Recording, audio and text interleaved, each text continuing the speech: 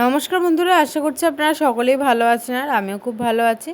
আজকে সকালটা বলতে পারেন দিনটাই একটু বেলা করে যেহেতু উঠেছি, শুরু করলাম শ্বশুরবাড়ি থেকেই।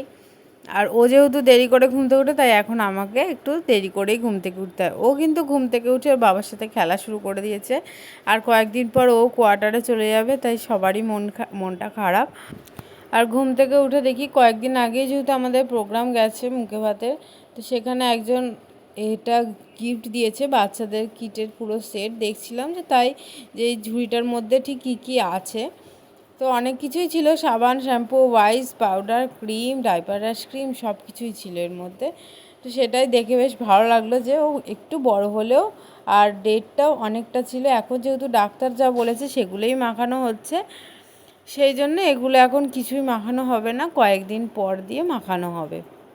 আর আমার বাড়ি থেকে তত্ত্বও দিয়েছিল, সেগুলোও দেখছিলাম, আর কি জামা প্যান্ট দিয়েছে সেটাও।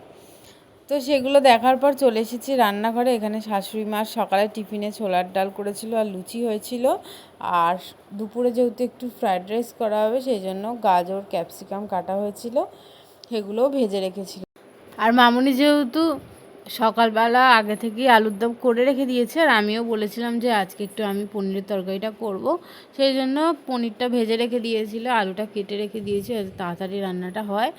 আর দুপুরবেলা কিন্তু আজকে আসবে আমার দুটো দেওর আসবে, সেই জন্যই কিন্তু রান্নার প্রস্তুতি চলছে। তো এখানে পনিরের তরকারিটা হয়ে গেলেই কিন্তু রান্না মোটামুটি হয়ে যাবে, সবার শেষে ভাতটা বসাবো, ব্যাস রান্না কমপ্লিট হয়ে যাবে। তা আমার দেওরা দুপুরবেলা খাওয়া দাওয়া করে রেস্ট নিয়ে বিকেলবেলাও বলবো না, ঠিক সন্ধ্যের পরে বসেছি এখন গিফট খোলার জন্য। এখন সবারই সময় আছে, কোনো ক্লিপই আমি নিতে পারিনি। আর তার মধ্যে কিন্তু দেখা গেছে ও কিন্তু সেরকম কিছু খেলনা আর টেডি খুবই কম পেয়েছে, যেটা বাচ্চাদের মেন দেওয়া হয় সেগুলো খুব একটা দেয়নি। বেশিরভাগ যা দিয়েছে হ্যাম্পার আর একজন শেরওয়ানি দিয়েছে, সেটা আমার খুব ভালো লেগেছে, বড় হলে পরানো হবে। এখন যেহেতু ওর গায়ে এটা হবে না, তাই জন্য বড় হয়ে এটা পরানো হবে।